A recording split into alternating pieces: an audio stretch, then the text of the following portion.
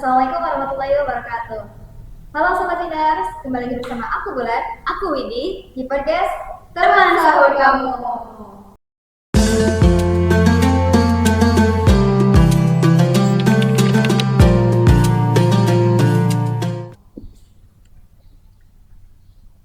Wid, ngomong-ngomong nih, aku penasaran tahu apa tuh? Aku kan ketemu di TikTok gitu kan, lewat beranda aku. Katanya lagi ngebahas tentang Gen Z gitu, sama gen milenial, terus sama gen alpha. Wah, emang iya? Iya.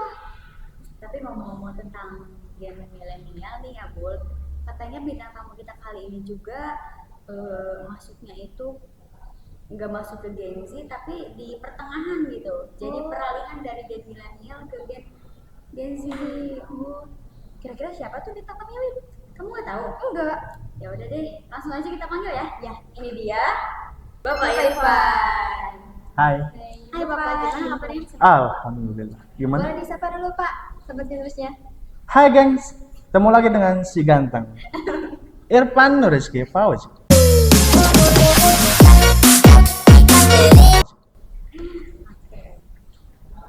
Nah Pak, tadi kan kita tuh lagi ngomongin tentang di TikTok tuh kan sekarang lagi viral banget ya yang katanya Gen Z sama Gen Alpha terus Gen Milenial.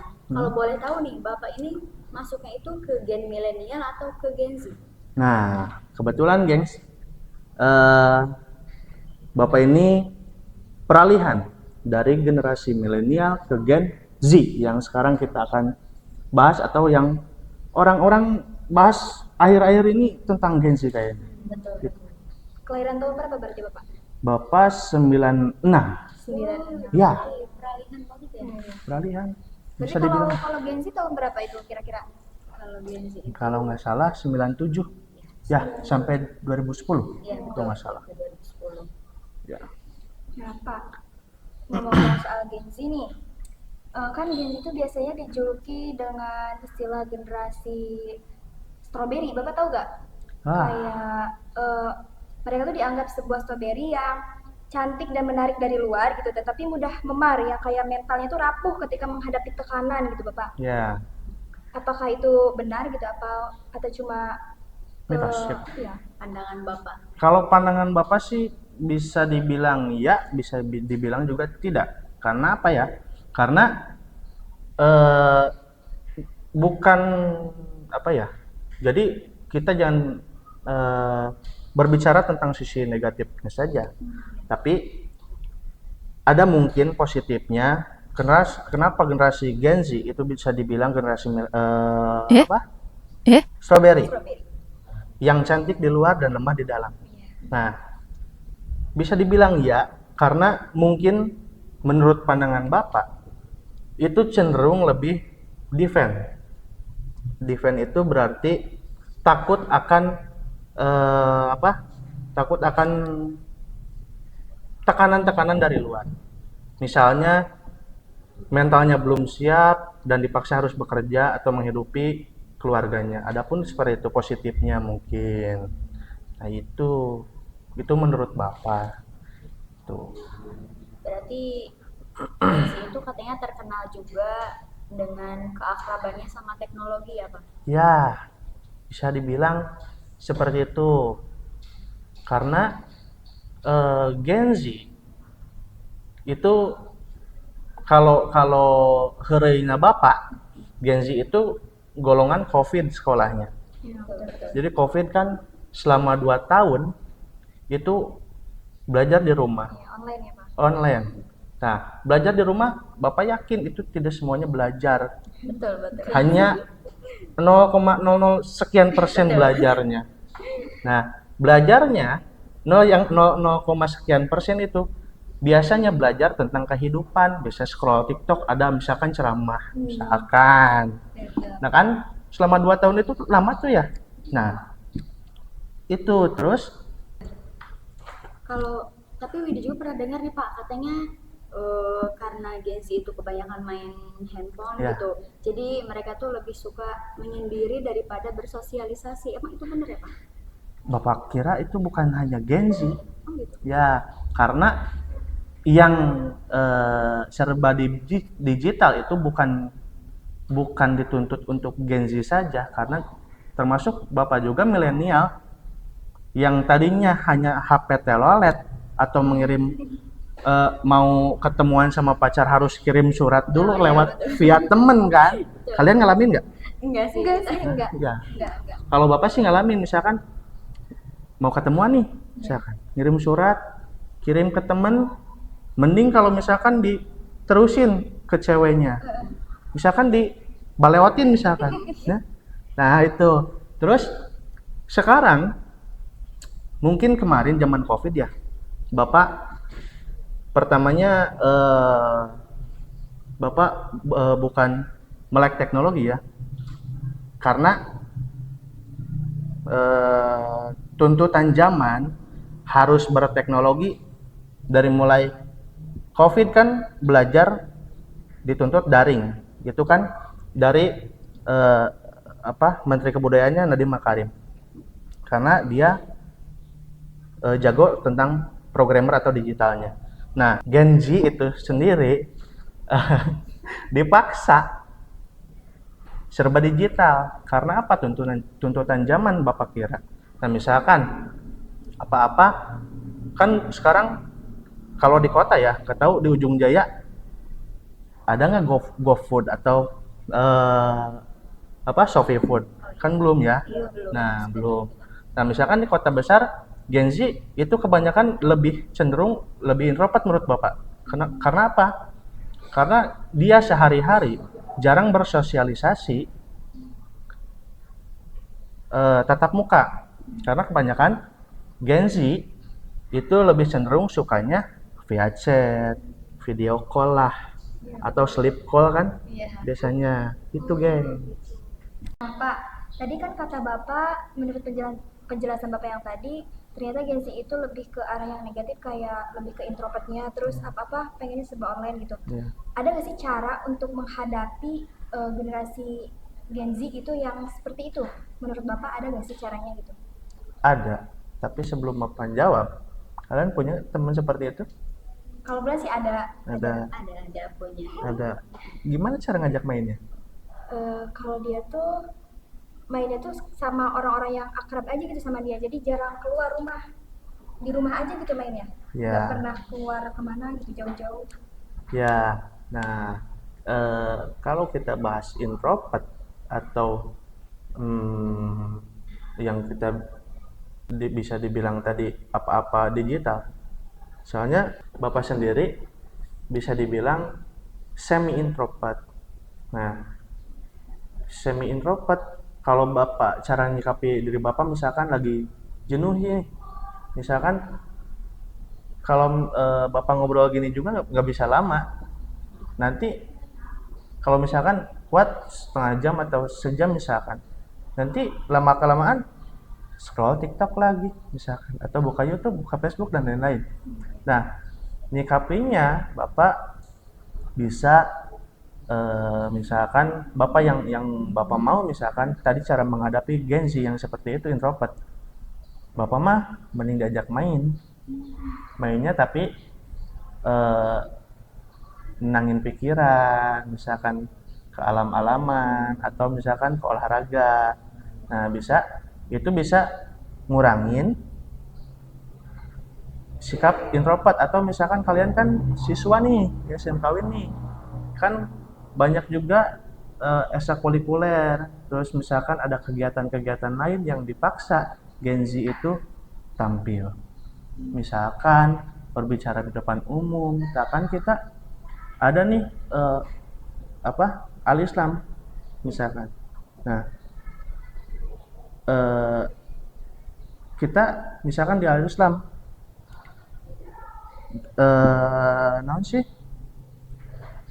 gimana kalau misalkan siswa itu misalkan jangan yang suka atau jangan yang aktif lah siswanya, misalkan siswa yang menurut di sekolah atau menurut teman-temannya kurang aktif, coba didorong untuk ngaji di depan misalkan. Itu kan bisa mendorong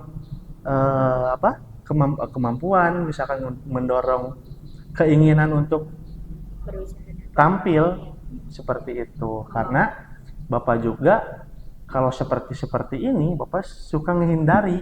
Kalau misalkan ngobrolnya seperti ini ya hayu.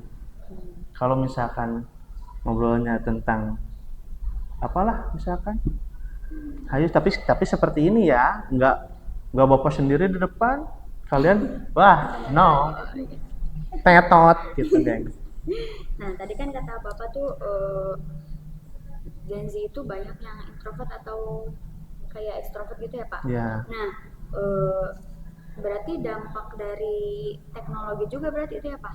Bisa dibilang seperti itu. Karena yang tadi Bapak bicarakan atau yang tadi kita obrolkan atau bicarakan, karena apa-apa digital, gimana jarang kita seperti ini.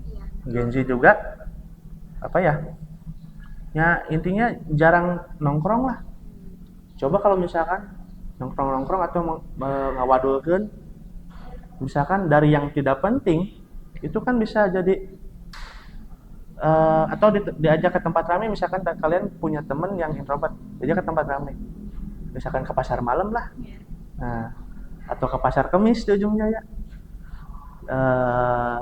bisa jadi menurut Bapak bisa jadi itu akan mengurangi sifat introvertnya. Kalau extrovert sih bagus, karena dia berani, karena Gen Z juga tidak semuanya introvert. Iya, betul. Bapak juga kan, kalian Gen Z atau Alpha? Gen Z. Bapak salut pada kalian, pada host-host teman sahur yang lain. Bapak acungi, kalau punya 80 jempol acungi semua. Karena apa? Kalian mampu gitu berbicara di depan umum, depan kamera, buat konten. Wah, madep lah gitu lah. Cek budak ayeuna mah madep, bos. Mantap. Nah, berarti bisa kesebut juga dampak dari teknologi itu bisa bikin mereka introvert ya Pak, tapi bukan hanya Gen Z kata Bapak tadi, milenial ataupun Gen Alpha juga bisa ada yang introvert atau yang extrovert gitu. Ya, karena gini, bukan hanya Gen Z, Gen milenial atau Gen Alpha, generasi sebelum milenial juga kalau sifatnya introvert ya introvert. Iya, betul sih. Karena itu menurut Bapak, karena tuntutan zaman, jadi terbawa oleh zaman. Yang tadinya beliau misalkan punya HP telolet dan hanya bisa pakai SMS dan telepon, sekarang kan gadget ya, smartphone. Smartphone kan bisa akses apa aja. Jadi cenderung lebih senangnya gini misalkan gitu. Iya, betul sih. Gen Z itu cenderung ingin semuanya itu pasti ya Pak, kayak Pasti. semua itu pengen instan. Iya. Betul. Tapi padahal kan di dunia itu gak ada yang semuanya pasti. Kita hidup di dunia yang penuh dengan ketidakpastian gitu. Nah, Sehingga itu bisa membuat kita tidak menghargai setiap proses yang kita tempuh, ya kan? ya, dan itu juga misalkan punten dipotong ya. Banyak orang yang tidak ingin menghargai proses. Banyak, Bapak kira itu bukan masalah generasi. Bapak rasa itu masalah sikap manusia, sifat manusia. Kalau misalkan apa-apa ingin instan, itu kembalikan lagi ke sifatnya sendiri. Kita tidak bisa menjudge Gen Z seperti ini, Gen milenial seperti ini, Alpha seperti ini. Tapi kita cari dulu positifnya apa, negatifnya apa. Gitu. Itu ya. Iya. Jadi kalau ternyata kalau misalkan kita yang tadi kata Bapak Gen Z itu kan ya ada yang introvert gitu. Tapi kalau misalkan dia udah kita dorong, misalkan tadi yang Bapak contohkan tentang Alislam, kalau misalkan apa tuh yang nggak aktifnya kita dorong, gitu, kita bantu. Tapi kalau misalkan kita udah dorong, kita bantu, tapi dia itu gak mau gitu Pak, dia tuh nolak. Jadi ada gak sih cara lain gitu agar dapat membantu ya? Kalau misalkan Bapak ketika ngajar, atau kan Bapak sebagai guru nih, Bapak ketika ngajar, kalau misalkan Bapak tahu nih anak ini misalkan introvert atau kurang bersosialisasi, Bapak akan paksa dia untuk berbicara depan umum. Caranya seperti apa? Misalkan ketika kalian praktek atau ketika dia praktek, kan Bapak di otomotif nih, di TKR. Nah, kan Bapak bisa dibilang prakteknya dengan unit ya, dengan benda kerja. Nah, biasanya Bapak akan paksa dia ketika praktek, misalkan bongkar pasang misalkan. Bapak akan paksa dia untuk berbicara. Misalkan, saya sedang membongkar ini, saya akan melakukan pengecekan ini. Itu dapat Bapak kira, Bapak rasa itu akan membantu dia untuk keinginan untuk berbicara atau mengurangi sifat introvert. Awalnya terpaksa gitu, tapi Terpaksa. nanti terbiasa. Ya, karena gini, Bapak dulu sekolah juga, jadi ada istilah terbiasa karena terpaksa. Itu jadi Bapak juga dulu mah ketika sekolah apel pagi suka jadi pembina, tapi sekarang mah jadi terpengaruh ku Gen Z teh, atau terpengaruh ku yang introvert Bapak itu muncul ketika Bapak sudah kerja, karena capek muridnya. Iya. Tuh, gitu. Nah, terus kan Widi tuh pernah lihat nih Pak, meskipun udah kayak didorong buat ke depan, buat bicara di depan, tapi mereka tuh malah nangis atau malah gemeteran gitu. Nah, berarti tantangan dari introvert sendiri itu adalah dirinya tersendiri gitu ya Iya. Pak. Berarti gimana niatnya? Iya, Kita iya, harus menghadapi diri sendiri dulu gitu. iya, karena Bapak pernah baca musuh terbesar itu adalah hawa nafsu sendiri. Betul. Kalau misalkan kita membiarkan hawa nafsu itu menggerogoti tubuh kita sehingga kita nggak mau Pak, nggak bisa Pak misalkan, terus mau sampai kapan? Sedangkan tuntutan zaman ketika kalian sudah lulus dari sekolah ini, orientasi kalian untuk apa sekolah? Untuk kerja kan? Sedangkan ketika kalian ada di lingkungan kerja, kalian tidak bisa seperti itu. Tidak bisa, Pak. Maaf, tidak bisa. Atau dipecat mereka. Iya betul. Jadi kita juga harus punya keinginan untuk berubah gitu Ya, ya. kita harus ada keinginan dari sendirinya. Tapi benar juga sih kata Bapak yang tadi terbiasa karena terpaksa. Iya. Karena kerasa sama Bulan sendiri gitu, yang tadinya emang Bulan tuh introvert ya tadinya. Gak suka ngomong di depan orang gitu, tapi karena di sekolah juga ngadain yang namanya pembina apel kan, yang suka bergilir karena itu katanya untuk melatih kita berbicara di depan umum. Nah mungkin karena itu juga Bulan bisa bicara gitu di depan banyak orang. Iya, karena kan ada keinginan Bulan untuk bisa berbicara di depan umum kan. Tidak, misalkan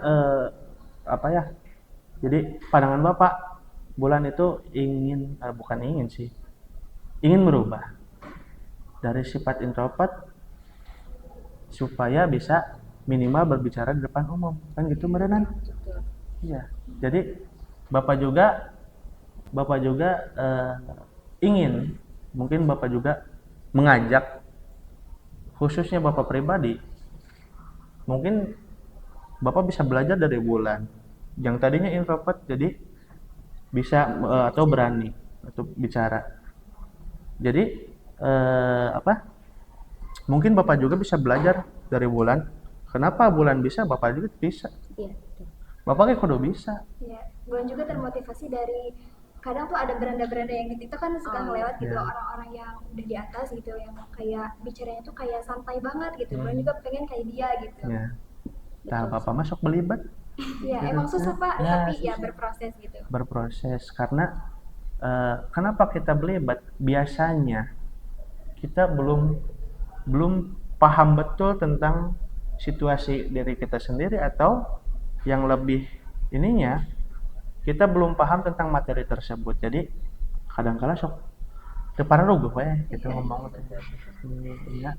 Berarti kayak kegiatan di sekolah yang kayak pembina apel atau kayak pas kita kayak hal kecil di kelas aja buat mempresentasikan hasil kelompok gitu. Berarti itu tuh penting banget ya Pak pas Penting. kalau misalkan kita udah mau kerja gitu. Mhm.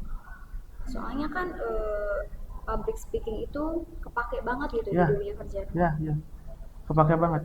Bapak juga berterima kasih kepada Ibu Ida sebagai wakakurikulum yang telah menyusun program sedemikian rupa agar siswa di SMKWin itu memiliki kemampuan untuk berbicara depan umum.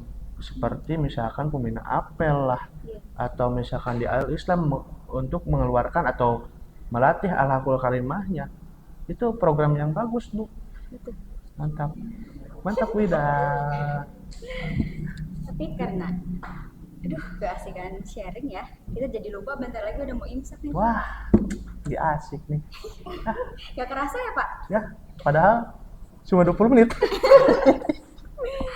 Ya udah tuh, cukup sekian ya episode kali ini bersama aku Bulan. Aku Widi. Chef Ipan. Jangan lupa sahur bersama Bersama kami di teman sahur kamu. Ya.